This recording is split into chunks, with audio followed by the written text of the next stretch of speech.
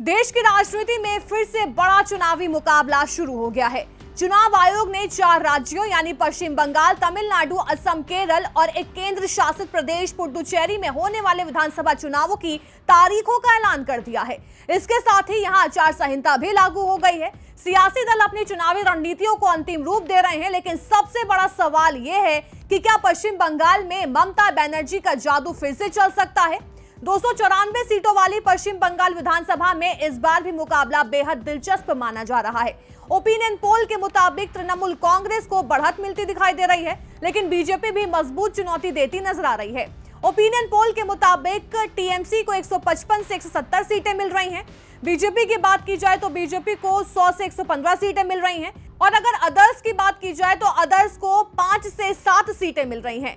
संभावित vote share की बात करें तो टीएमसी का वोट शेयर 43 से 45% हो सकता है, बीजेपी का 41 से 43% और अदर्स की बात करें तो अदर्स का 13 से 15% ओपिनियन पोल के हिसाब से वोट शेयर हो सकता है। सर्वे के अनुसार टीएमसी को बढ़त मिल सकती है, लेकिन बीजेपी की मजबूत मौजूदगी की वजह से कई सीटों पर मुकाबला कड़ा रहने की संभावना है। इसी मुद्दे को लेकर मेरे सहयोगी जितेंद्र चौहान ने वरिष्ठ पत्रकारों से खास बातचीत की है। उन्होंने पश्चिम बंगाल को लेकर क्या कुछ कहा, आइए आपको सुनाते हैं। जो ममता दीदी का तिलिस्म है बंगाल में, इतना आसान होगा नहीं तोड़ पाना बीजेपी के लिए। बहुत मेहनत की जा रही है, पार्टी जमीनी स्तर पर बहुत पुरजोर तरीके से लगी हुई है, लेकिन मुझे लगता नहीं है कि जो ममता दीदी का तिलिस्म है वो इस बार भी बीजेपी तोड़ पाएगी, क्योंकि जिस तरीके से समर्थन वो लगातार जुटा रही हैं और जनता के बीच जा रही हैं। एसआईआर के मुद्दों को उन्होंने इतने पुख्ता तरीके से, पुरजोर तरीके से उठाया है। कहीं ना कहीं जो जो एक मोमेंटम था, वो जो लग रहा था कि शायद शिफ्ट हो जाएगा दूसरी पार्टियों में, कि ममता बनर्जी ने उसको कहीं ना कहीं अपने साथ जोड़ लिया है और जनता के साथ वो जुड़ाव बना के रखी हुई है। आपको लगता है कि कहीं ना कहीं बीजेपी के लिए बिल्कुल राह सार रहने वाली है नहीं बंगाल में? दोनों से मेरा सवाल आपसे ये। देखिए, ये जो 5 राज्य हैं, ये इनमें बीजेपी की पुरजोर कोशिश रहेगी इन 5 राज्यों में भगवा झंडा फहराया जाए। लेकिन उनको सबसे बड़ी अगर चुनौती कहीं से मिल रही है तो वो है पश्चिम बंगाल, और उनका सबसे ज्यादा जोर भी अगर इनको हम क्रम से अगर कहें, चलिए आसाम में तो उनकी सरकार है तो आसाम को आप छोड़ दीजिए, अगर बंगाल, केरल और तमिलनाडु, अब बचते ये 3 राज्य जहां पे कांग्रेस, जहां पे बीजेपी की नजरें लगी हुई हैं। लेकिन अगर आप प्राथमिकता की बात करें तो सबसे पहली प्राथमिकता में, वरीयता में जो आता है वो है वेस्ट बंगाल। और वेस्ट बंगाल में मोदी जी लगातार ममता बनर्जी को चुनौती दे रहे हैं, और लगातार उनकी कोशिश है बीजेपी की, पीएम नरेंद्र मोदी जी की, कि कैसे बंगाल को हम अपने खेमे में लाएं। लेकिन जैसा आपने कहा कि ये बंगाल इतना आसान नहीं है।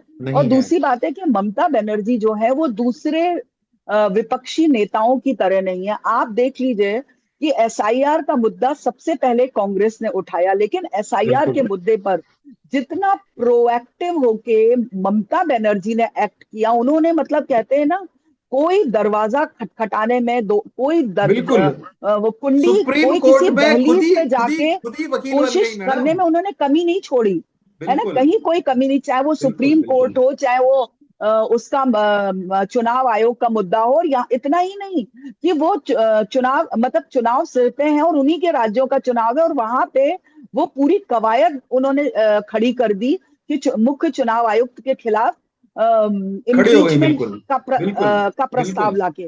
तो ये जो सारी चीजें हैं, ये ममता, एक्चुअली अगर देखा जाए तो ये ये बीजेपी के लिए तो नहीं, लेकिन ममता बनर्जी के लिए बिल्कुल डू एंड डाई वाली है, कि अगर ममता बनर्जी कोई भी जरा सा भी चूकती है, वो होती है, तो सीधे बीजेपी घात लगाए बैठी है, वो करेगी। इसलिए ममता बनर्जी चाहे सड़क सोच से जैसे कहते हैं ना, सड़क से संसद तक, वो लगातार कोशिश कर रही हैं, वो लगातार प्रयास कर रही हैं कि किस तरह से बीजेपी को वहां रोका जाए।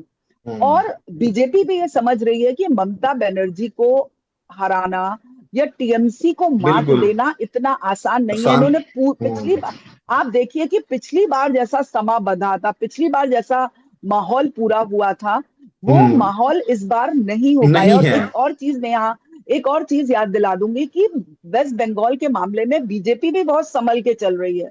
बीजेपी इसलिए संभल के चल रही है कि बीजेपी ने वहां हर तरीके के खेल, जैसे कहते हैं ना, खेला हर तरह के खेल करने की कोशिश की।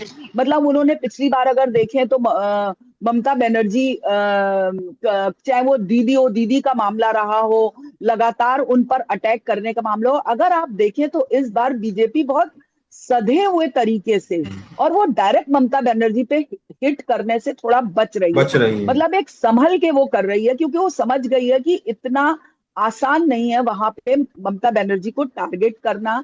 वो सरकार को कर रही है, वो दूसरी चीजों को कर रही है, लेकिन क्योंकि वो पिछली बार देख चुकी है कि 2 बार से वो, क्योंकि ममता बनर्जी ने उनके जितने भी वो हिंदुत्व का लेके आई तो उन्होंने बाकायदा चंडी पाठ करके कह दिया कि मैं एक हिंदू हूँ, मैं एक सनातनी हिंदू हूँ। वहां पे उन्होंने बीजेपी की काट करने की कोशिश की। तो ये जो सारी चीजें हैं, ममता बनर्जी ही एक ऐसी, मैं मानती हूँ अरविंद केजरीवाल के बाद जो ममता बनर्जी एक, बल्कि मैं ममता बनर्जी को उनसे भी आगे मानती हूँ कि वो बीजेपी की जितने भी संभावित चालें हो सकती हैं या संभावित कदम हो सकते हैं, वो उसकी काट के साथ आगे बढ़ती हैं। तो हाँ, बिल्कुल आगे बढ़ती हैं, काट के साथ आगे बढ़ती हैं। तो इसलिए बंगाल इतना आसान नहीं है। हालांकि एक और चीज है कि वहां पे बीजेपी की कोशिश रहती है हिंदू मुस्लिम की, लेकिन अगर आप देखें तो आज चुनाव से ऐन पहले जो हमेशा ये बीजेपी करती रहती है, जिस तरह से ममता बनर्जी ने वहां पे पुरोहितों और मुअज्जिमों को उन लोगों का मानदेय 1,500 से 2,000 किया, बिल्कुल बढ़ा दिया। तो ये भी ना कहीं ये एक संकेत है, एक संदेश है डायरेक्ट देने के, कहीं ना कहीं साइकोलॉजिकल एक वॉर है जिसमें वो कोई कदम छोड़ना नहीं चाहती हैं। बिल्कुल। निर्मल जी, क्या आपको लगता है कि जैसे कि मंजरी जी बता रही है कि पिछली बार के 2 चुनावों में जिस तरीके से बीजेपी बहुत ओपनली उनके खिलाफ दिख रही थी हमको, इस बार कहीं ना कहीं वो उन्होंने अपनी रणनीति बदली है और इतना प्रोएक्टिव वो जमीन पर ज्यादा दिख रहे हैं। क्योंकि हमने देखा है कि बीजेपी के तमाम जो लीडरशिप है वो बंगाल में जमीनी स्तर पर लगी हुई है।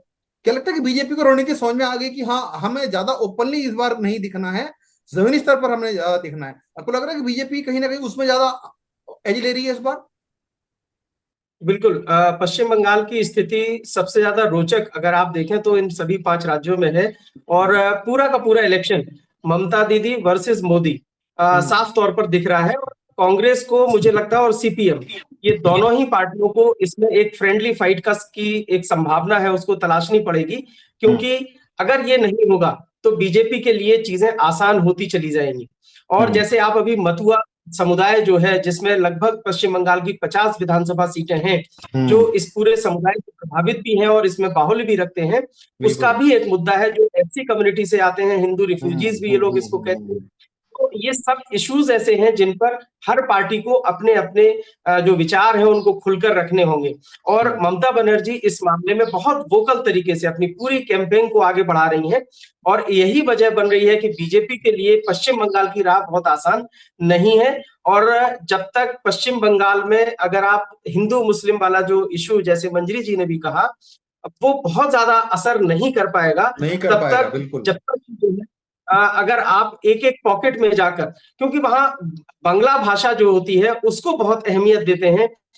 बंग बंधु की बात जो है अगर आप देखें तो, जैसे मराठी आप अगर मराठी मानुस की बात करते हैं महाराष्ट्र में जाकर, वो बहुत हावी हो जाता है। इसी तरह से बंगाल में तो हिंदू मुस्लिम का जो इशू है वो बहुत ज्यादा असर नहीं करता है। और यही वजह है कि राष्ट्रीयता की भावना उभारने की कोशिश बीजेपी की तरफ से पश्चिम बंगाल में अक्सर की जाती है। हाल ही में आपने देखा होगा कल की जो रैली थी पीएम की, उसमें भी उन्होंने यही मुद्दा उठाया कि जो देश के बाहर के लोग हैं उनको लेकर यहाँ बसाने की कोशिश हो रही है। इस तरह के जो इश्यूज हैं उनको लेकर जो है लगातार बीजेपी क्या एसआईआर का मुद्दा वाकई में बहुत बड़ा रहने वाला है इस बार? और जो घुसपैठिए का मुद्दा लगातार बीजेपी उठाती रही है, चाहे वो असम की बात हो या पश्चिम बंगाल की बात हो, आपको लगता है कि ये 2 की इश्यूज रहने वाले हैं इस बार, एक एसआईआर और दूसरा घुसपैठिया? आप किस तरह देखते हैं इन दोनों इश्यूज को? देखिए, एसआईआर को लेकर अगर सबसे ज्यादा संवेदनशीलता दिख रही है तो वो पश्चिम बंगाल और असम में, और ये दोनों ही राज्य ऐसे हैं। और अगर पूरा पूर्वोत्तर अगर आप देखें, नॉर्थ ईस्ट में सबसे ज्यादा मुद्दा इसी बात को लेकर है। और असम की तो खैर डेमोग्राफी ही बहुत हद तक चेंज हुई है, ये बात बिल्कुल सही है। तो ये मुद्दा है वहां पर, और उसको लेकर बीजेपी को तथ्यों के साथ जाना पड़ेगा। सिर्फ संसद में भाषण देकर या पश्चिम बंगाल में कहीं रैली करके काम नहीं बनेगा। बहुत सारे जेन्युइन ऐसे लोग हैं जिनके वोट कट रहे हैं और उससे लोगों में नाराजगी है। और ममता बनर्जी की तरफ से इतना प्रोएक्टिवली जो ये पूरी कैंपेन को चलाया जा रहा है, यहां तक नौबत आ गई है कि चीफ इलेक्शन कमिश्नर के खिलाफ उनको पद से हटाने का जो है वो महाभियोग प्रस्ताव तक पेश कर दिया गया है। यानी ये मुद्दा लोगों तक पहुंचे, जन जन तक ये बात पहुंचे, गांव का आदमी भी समझे, ये सिर्फ इस वजह से हो रहा है। इसके अलावा दूसरा कोई मकसद इसका नहीं है, क्योंकि एक प्रक्रिया है और इस प्रक्रिया में हो सकता है कुछ खामियां गड़बड़ियां रहती हो, क्योंकि जब बड़े पैमाने पर बहुत सारी चीजें होती है तो उसमें कुछ लोगों को परेशानी हो सकती है, ये बात हम सब जानते हैं। लेकिन पश्चिम बंगाल में ही ये इशू क्यों हो रहा है? एसआईआर आपने देखा होगा यूपी से लेकर तमिलनाडु तक सभी राज्यों में हुआ है, लेकिन इतना मुद्दा इसको नहीं बनाया गया, राजनीतिक मुद्दा बनाने की कोशिश पश्चिम बंगाल में। ममता बनर्जी को भी लगता है कि जो वोट वहां पे कट रहे हैं वो उन्हीं की पार्टी के वोट काटे जा रहे हैं, क्योंकि जो मुस्लिम समाज है और जो बांग्लादेश से लोग यहाँ पर आके माइग्रेट होकर आ रखे हैं वो वहां पर वोट डालते हैं, और उनको इस बात का इल्म है, इस बात की जानकारी है कि शायद जो सबसे ज्यादा वोट कट रहे हैं उन्हीं के कटेंगे। इसीलिए इस मुद्दे को लगातार उठा भी रही है कि जो वहां के बाशिंदे हैं, वहां के रहने वाले लोग हैं, उनके वोट काटे जा रहे हैं, कहीं ना कहीं एक वो भ्रम फैला रही हैं।